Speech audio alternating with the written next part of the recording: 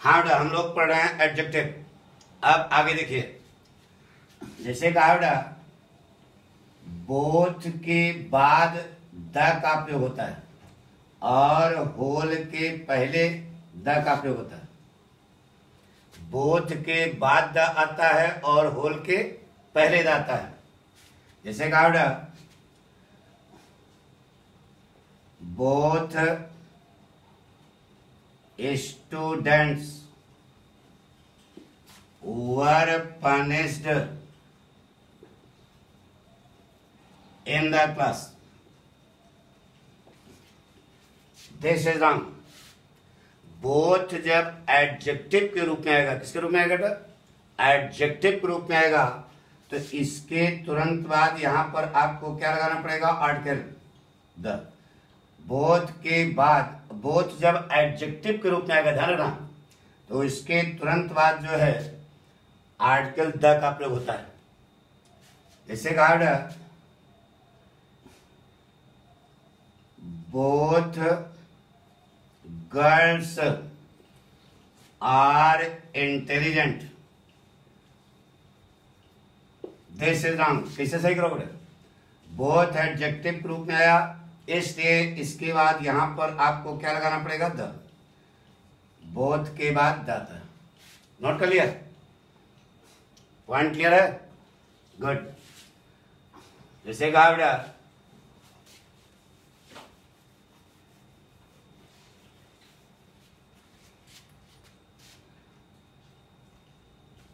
Whole India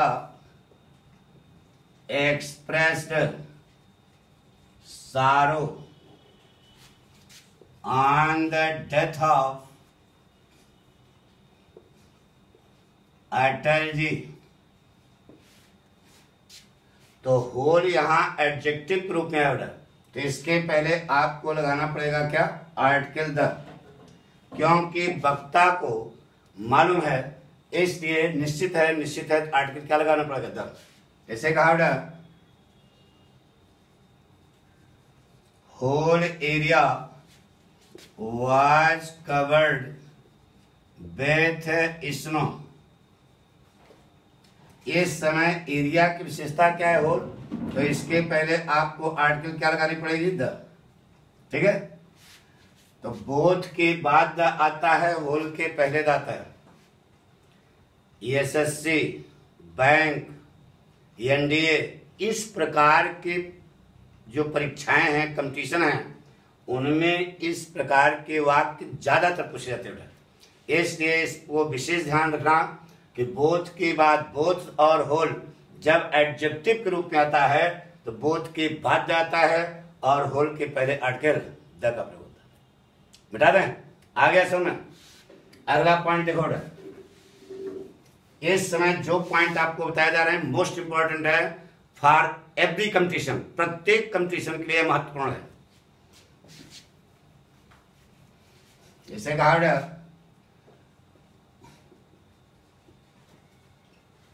the two first, the two last. इस प्रकार का प्रयोग क्या है? गलत है। तो सही क्या है ये बताइए? सही बेटा the first two, the last two, इस प्रकार की सेटिंग होनी चाहिए। जैसे कहा बेटा the two first boys are very tall. This is wrong. सही क्या करोगे? सही कर दो, the first two boys are very tall. ये सेटिंग सही है। ऊपर वाली आपकी क्या है? गलत है। यह गलत है बात, और यह क्या है? सही है। जैसे कहा बेटा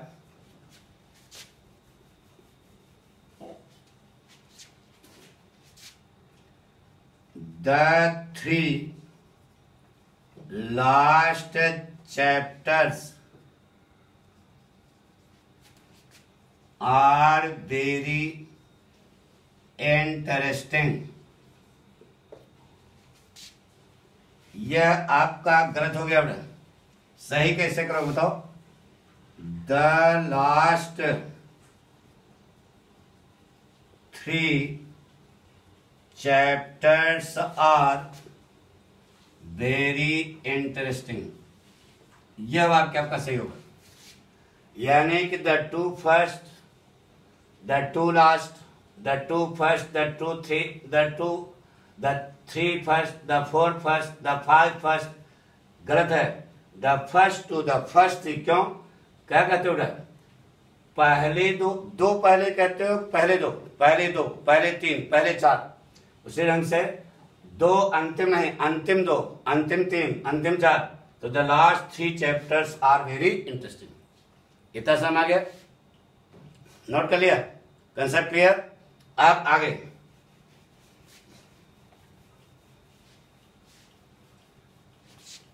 देखो, डायल से लिखा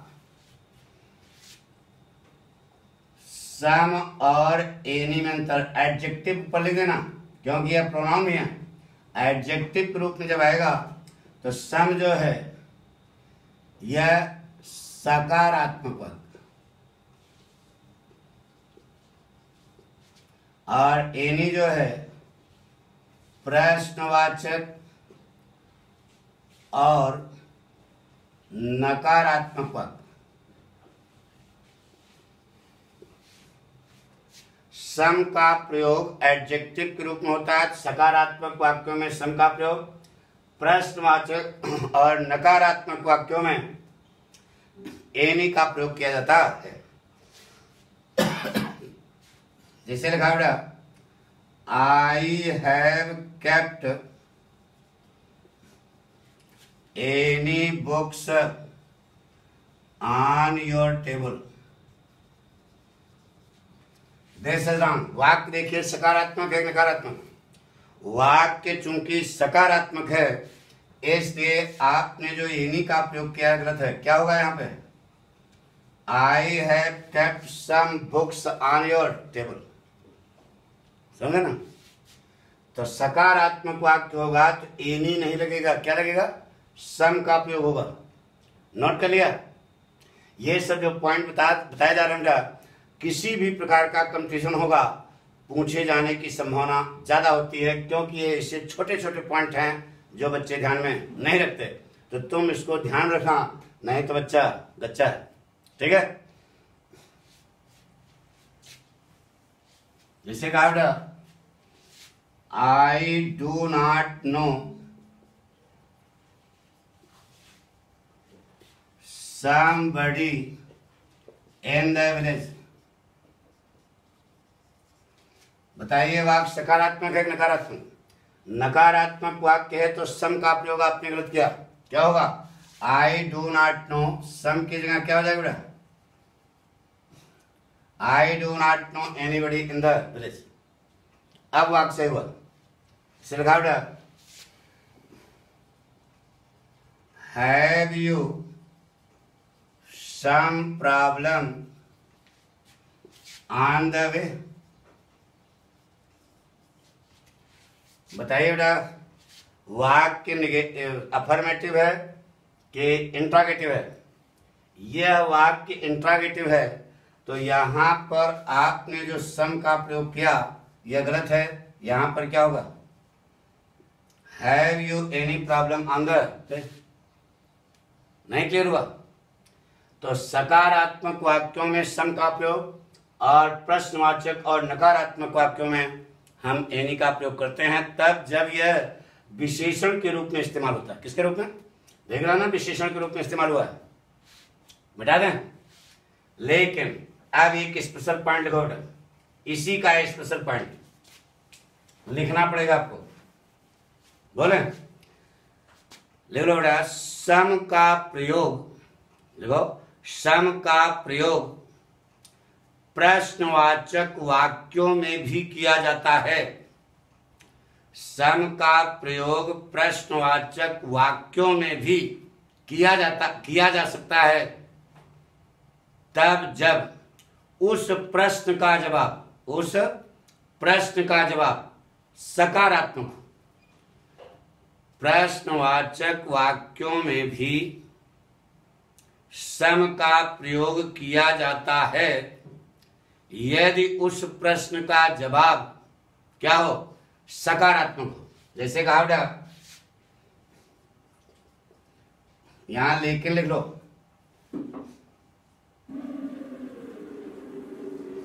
जैसे कहा बेटा, will you give me any food. यह वाक्य आपका गलत है। पाठक खाना खा रहे हैं, एक रोटी है, कोई भूखा आ गया, वह कह रहा है कि will you give me any food. Any food कहेगा नहीं बेटा, यहां पर क्या कहेगा, सम फूड कहेगा। क्यों बताया ना, पाठक खाना खा रहे हैं, एक रोटी है, एक भूखा आ गया, वह मांग रहा है खाना, तो आप उसको मना कर दोगे क्या? अरे भाई आधी रोटी तुम लो, आधी रोटी हम ले, हम भी भूखे हैं। तो ऐसी स्थिति में ऐसा प्रश्न है जिसका जवाब क्या होगा, सकारात्मक होगा, तो ऐसी स्थिति में यहां पर एनी का प्रयोग गलत है। क्या लगेगा बेटा, सम। तो सम का प्रयोग प्रश्नवाचक वाक्यों में भी किया जा सकता है तब जब उसका जवाब क्या हो, सकारात्मक होता है। खाना खा रहे हो, कोई भूखा है, मांगने आएगा तो मना कर दोगे क्या? नहीं ना, थोड़ा बहुत तो दोगे ना। इसलिए इसका जवाब सकारात्मक होगा, तो यहाँ एनी का प्रयोग गलत है, सम का प्रयोग होगा। इतना समझ आ गया बेटा? चले आगे, बता दें।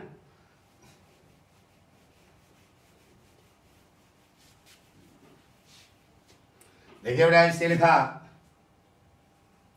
एल्डर, एल्डेस्ट,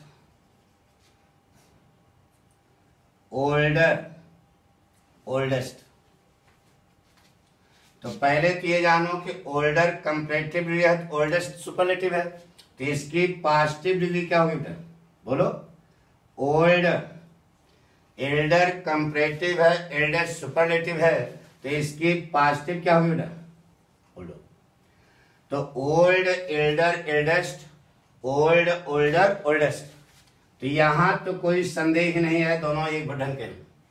यहां पर अंतर है बेटा, एल्डर और एल्डेस्ट, यह पारिवारिक के लिए लगता है बेटा, पारिवारिक के लिए। ओल्डर और ओल्डेस्ट यह बाहरी के लिए लगता है बेटा, ठीक है? बाहरी के लिए ओल्डर और ओल्डेस्ट का प्रयोग होता है। तो सबसे पहले एल्डर और एल्डेस्ट समझो। जैसे कहा बेटा, Rekha is elder than Hema in the film industry.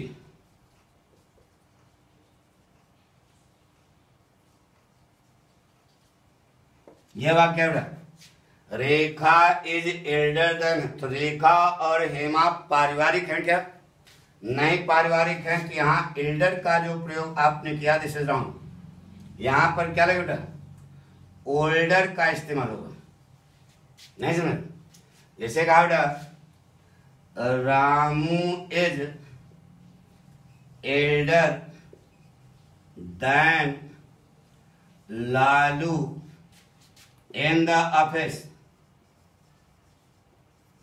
दोनों पारिवारिक है क्या? रामू और लालू कहीं परिवार की यहाँ चर्चा है, इसका मतलब पारिवारिक नहीं है। तो एल्डर का प्रयोग यहां पर गलत है। क्या होगा बेटा, ओल्डर। इतना पॉइंट समझ आ गया? पारिवारिक होगा तभी एल्डर एल्डेस्ट लगेगा, नहीं तो ओल्डर और ओल्डेस्ट का प्रयोग होगा। जैसे कहा बेटा,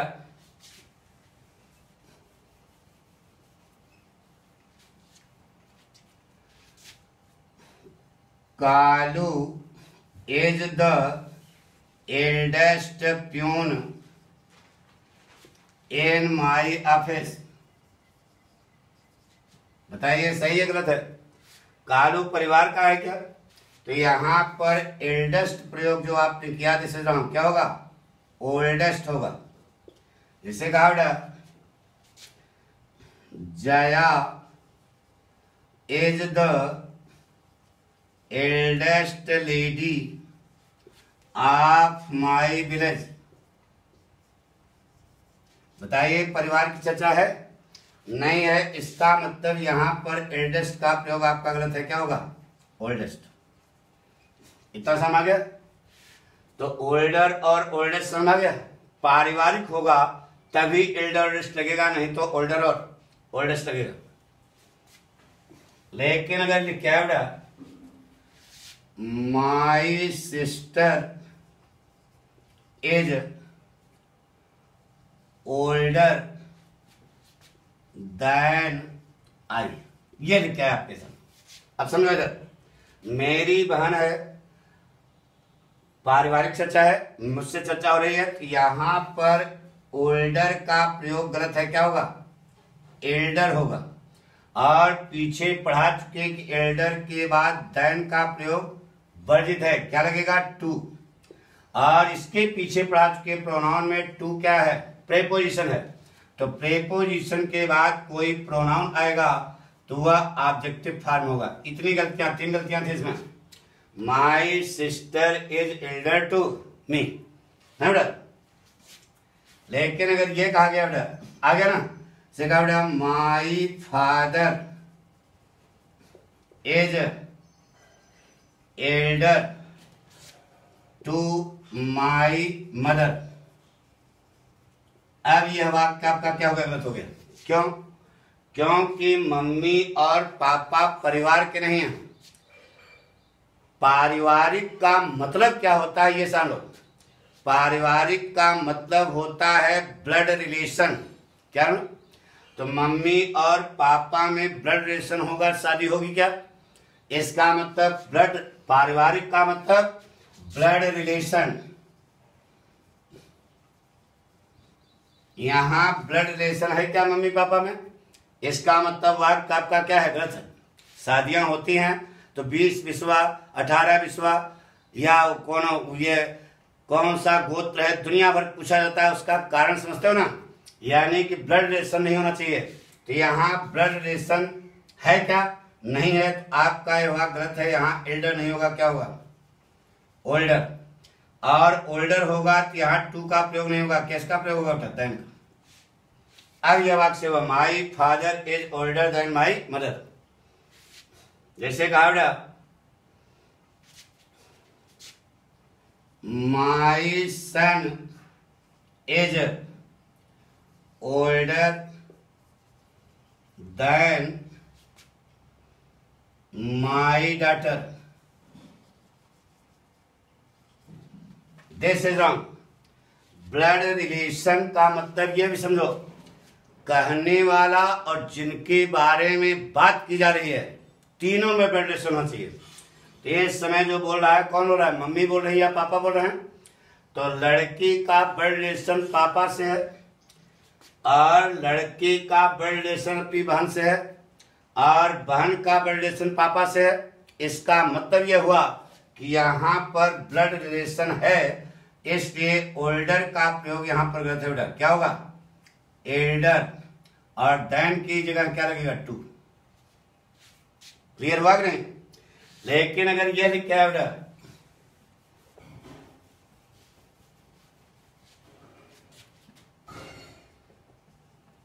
his sister is elder than he, this is wrong। क्यों? बहन का ब्लड रिलेशन तो उससे है, तो दोनों बहन भाई हैं, लेकिन जो बोल रहा है उसका यहाँ कहीं ब्लड रिलेशन है, यानी कि तीनों में ब्लड रिलेशन होना चाहिए। कहने वाला और जिनके बारे में बात की जा रही है तीनों में ब्लड रिलेशन होगा, तभी एल्डर और एल्डेस्ट का प्रयोग होगा। इसका मतलब यहां तीनों में ब्लड रिलेशन नहीं है, बहन और भाई में तो ब्लड रिलेशन है, लेकिन जो बोल रहा है इस बात को पाठक बोल रहे हैं, तो पाठक का ब्लड रिलेशन यहाँ पे है नहीं है, इसलिए यहाँ पर एल्डर का प्रयोग क्या है, गलत है। क्या लगेगा, ओल्डर, और देन जो लगाए सही है। क्या बनेगा बेटा, his sister is older than he, पक्का। जैसे कहा बेटा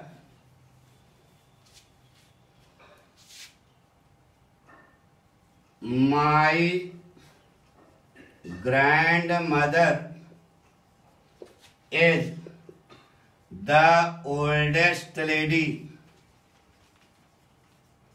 ऑफ माई फैमिली।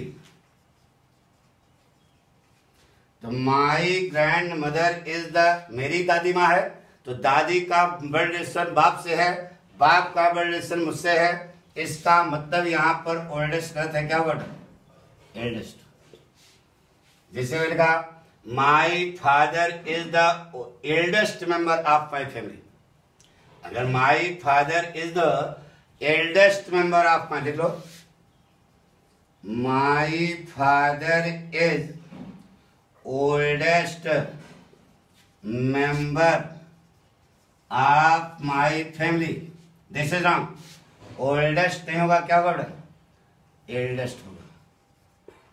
इतना समझ आ गया। तो ये हमने आपको आज बताया एडजेक्टिव के बारे में। ओके।